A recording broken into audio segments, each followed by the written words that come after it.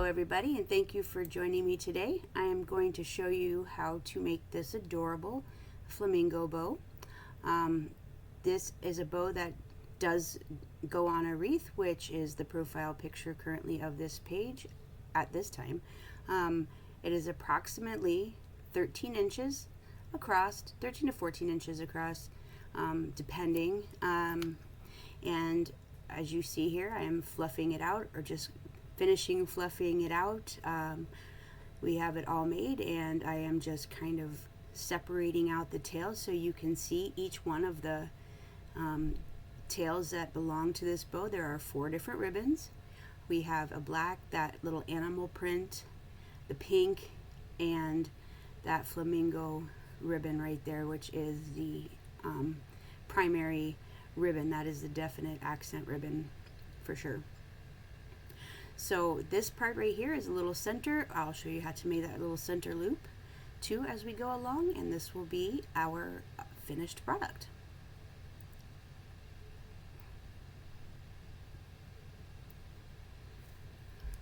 Okay, so first we're going to start off with our bow maker. I use the Easy Bow Stow and Go. This is a nice bow maker that has big numbers so that it's easy to see how large your loops are going to be. We're going to use this pink flamingo pattern right here. That is our accent. And then we're going to use this nice black mesh. It's kind of a meshy ribbon. This is a 1.5 inch. The flamingo is 2.5 inches wide. It's kind of a see-through-y type mesh, and this is our animal print ribbon, which is absolutely loving this. It is adorable, and it really kind of goes with a lot of different things. And then there's the pink, obviously the accent for the pink flamingos. We also have a chenille stem, and I'm choosing black. It could be any color really. You could use tan or pink or any color you have on hand. And this right here is our zip tie. This is going to hold our bow completely together, secure it nice and tight so it doesn't go anywhere. And this is about an 11-inch zip tie. You pick those up at Walmart. And then this is a 12-inch chenille stem, which you can pick up at any craft store, even Walmart. And there's the scissors that I'm using, just an ordinary pair of scissors.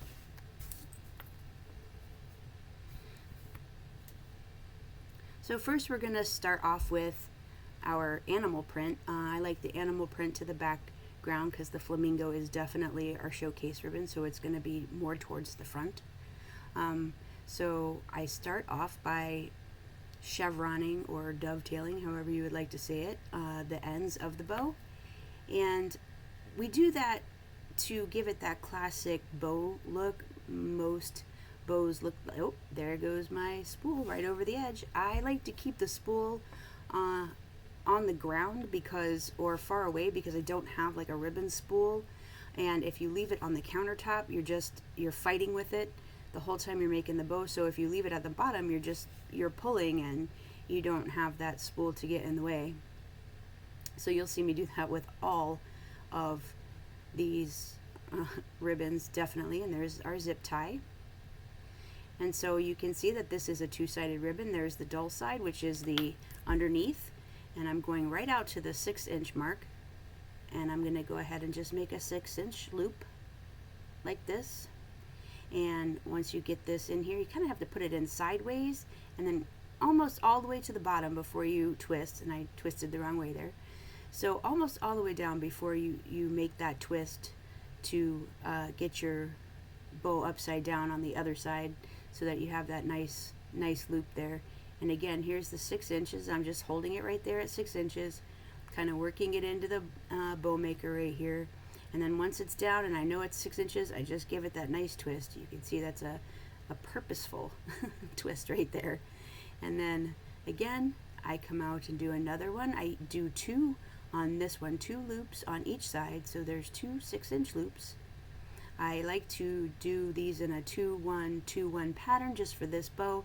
It's not the bow is kind of an accent. It's not the showcase of this wreath, so it's not going to be that, you know, over the top bow that has like all kinds of gizmos and gadgets in it. It's just a plain ribbon bow that's just an accent for the wreath, because this wreath does have a sign.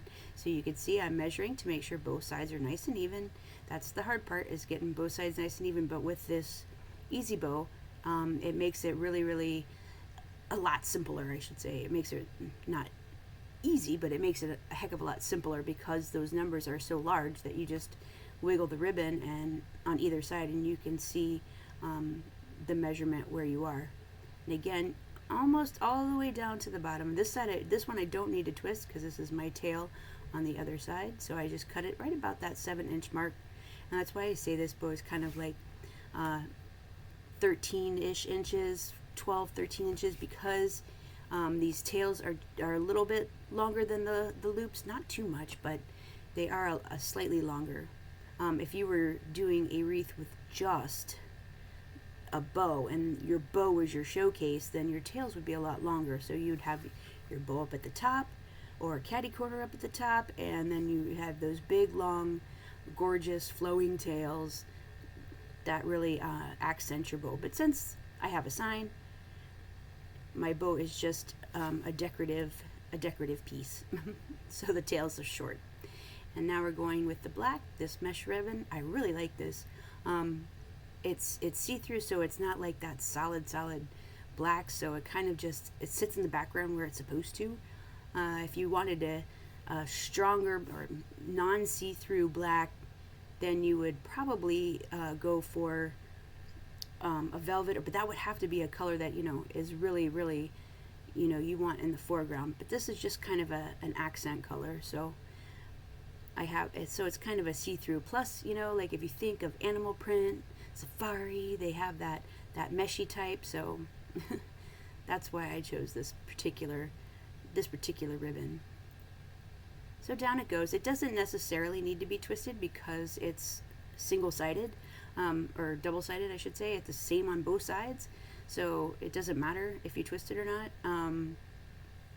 It's best not to twist this one, because you don't need to, quite frankly. So I'm just measuring it out, and again, I'm just going to measure that tail to the end. And this is my 2-1 pattern, so this is 1 loop on each side, and the animal pattern was 2 loops on each side. And then I'm going to chevron or dovetail that end. I've not gotten up close to a dove, so I don't really know if that's what their tails look like. I don't think so. That looks like the opposite of what their tails look like, but everybody calls it a dovetail. But it is that chevron pattern, so chevron, dovetail, however you choose to say it, that's what it is. And now I'm going to make just an extra tail. This kind of just adds a little bit of depth to the bow, again, because this black is that accent color. It's not really like standing out in the front, but it just kind of adds a little bit of depth to the bow. And the flamingos, their beaks area has like a little bit of black, so this is just a complete accent. That's all. So I'm adding an extra tail just to give the bow a little bit of depth, and you can see I'm chevroning the ends, dovetailing the ends, however you want to say it, and I just work those down and then kind of, you know, zhuzh them out so they kind of stay rounded right there, keeping that zip tie in place. See, non-stop fluffing the bow. I am non-stop messing with it. I probably shouldn't. I should probably just save it all to the end, but I can't help it. Like, I get excited and want to see how it's going to turn out, so I keep messing with it. And again, we're going to start with the flamingo. Now, the flamingo is a neat little pattern. So the flamingo kind of has, pardon my people for walking in the background there, my flamingo has, it goes 2 different ways. So the flamingo is upside down and it's right side up. You can see right there is a really good view of it. There's one flamingo upside down, one flamingo right side up. So the flamingos are going all kinds of ways. So our tail direction doesn't matter. You know, if it had wording on it, or if there was a pattern that needed to stay right side up, we would have to do something a little different. But because it's not, we can just we don't have to worry about fixing our tails. If it did, we would have to cut one tail, flip it, and then insert the tail, the one side of the tail, back into the bow. But that's not the case with this, which makes it even better. That's a lot less work. And especially if you're like kind of a perfectionist, you notice those things. You notice when the wording is upside down on these bows. To me, it just shows that you have that little added care about the way that that you took in your design or your making of the bow. So again, 2 loops here, and this ribbon was a little bit stiff, so it was a little bit more difficult to get it to lay flat. As you can see, like I'm really twisting it. It was putting up a little fight, but I won in the end. Me and the Flamingo ribbon. So again, just measuring those loops out to 6 inches, and because you can see those numbers are so big on that easy bow, it makes it so much nicer. I didn't have to flip that one. There we go. I was going to say I didn't have to flip that one because it's a tail, so I'm just going to cut it right about there at the 7-inch mark.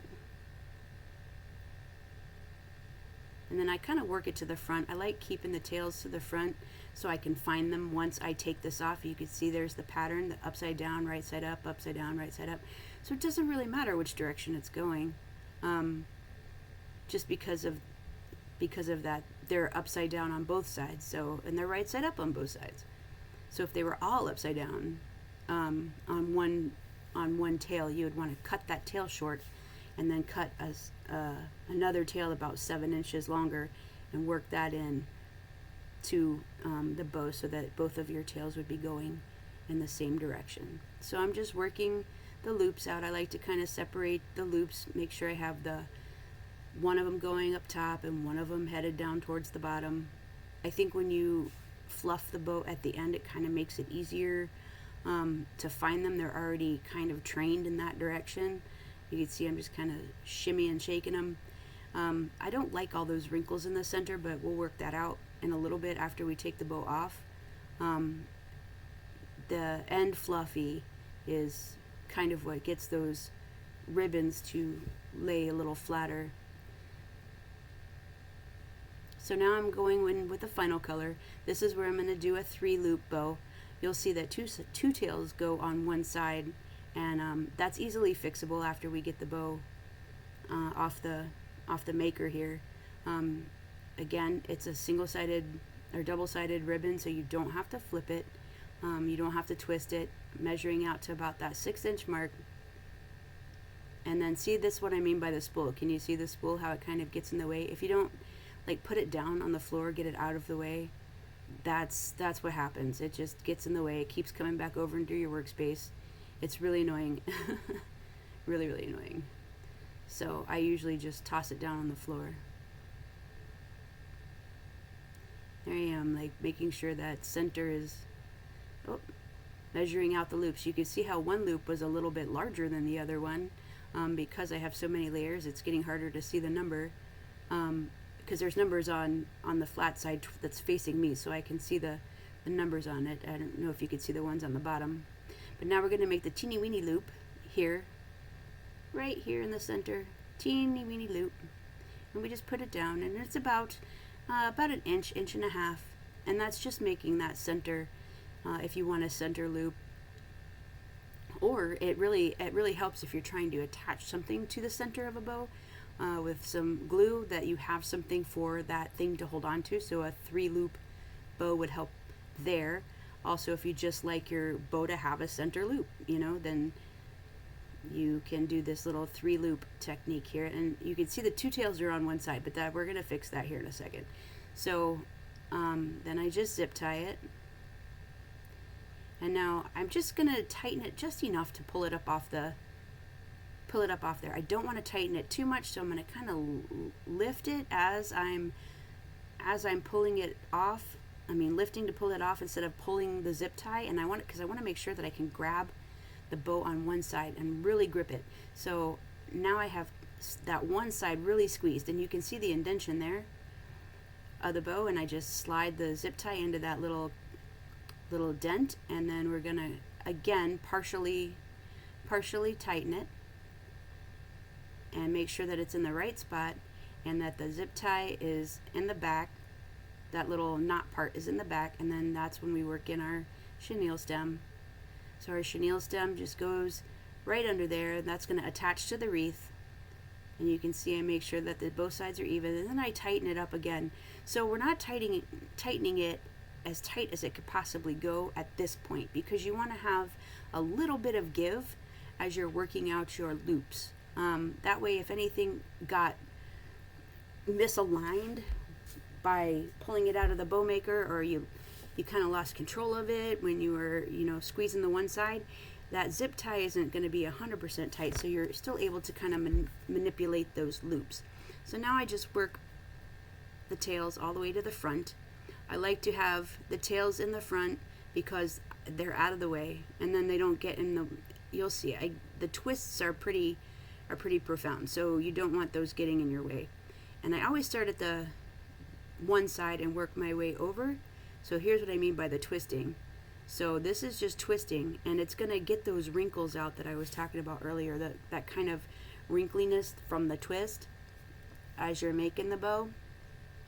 So this kind of helps the ribbon to lay flat. It really poofs up your loops, as you can see.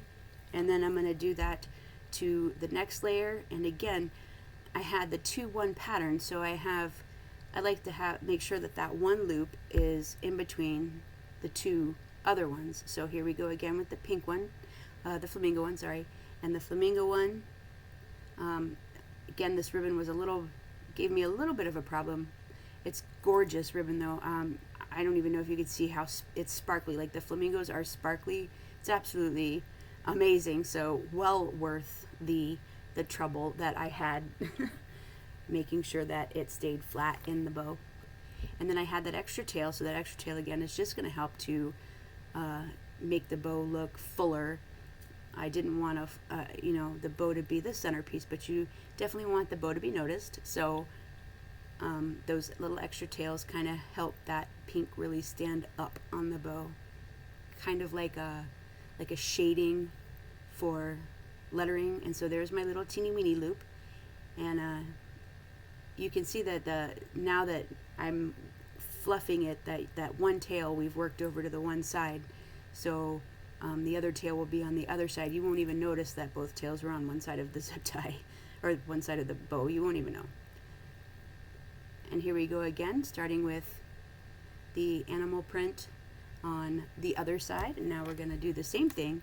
We're going to just kind of twist that back and forth, and that again just flattens the ribbon. It takes away the crinkles, make sure that and it gets the bow, those loops, that nice rounded loop, and it flattens out the ribbon so that it doesn't look like it's all wrinkly. Kind of gives it helps it get a nice round shape, and it helps that center like stand up so that it stands, the bow is round and not flat.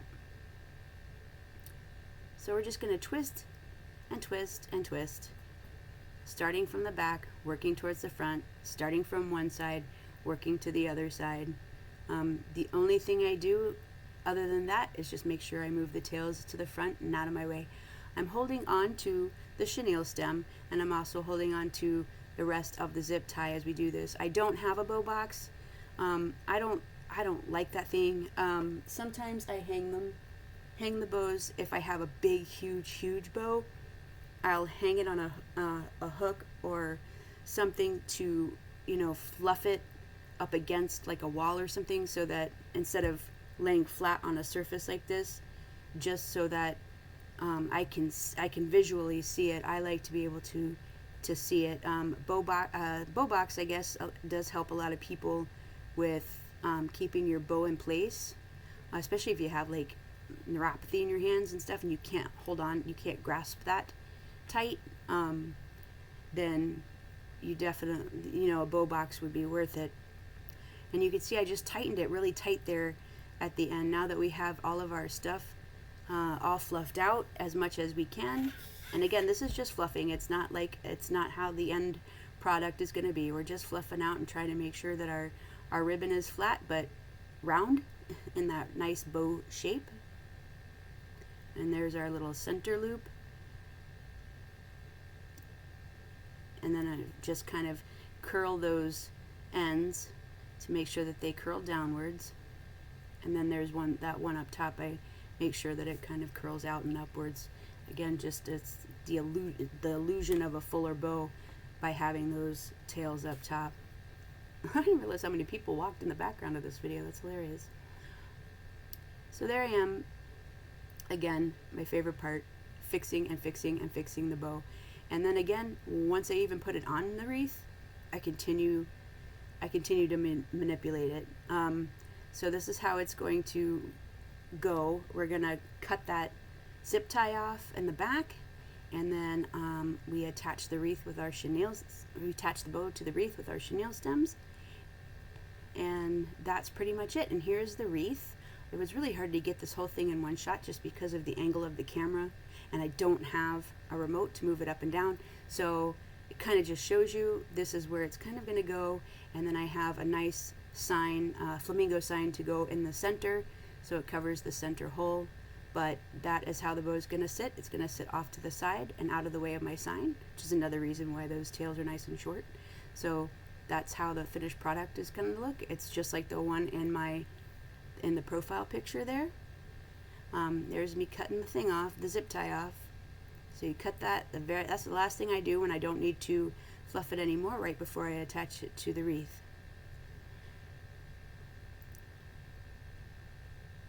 I will eventually show everybody how to make this wreath too, so stay tuned. Thank you so much. Click subscribe if you liked it. I really appreciate you hanging out with me today. Thank you so much. And we will see you next time.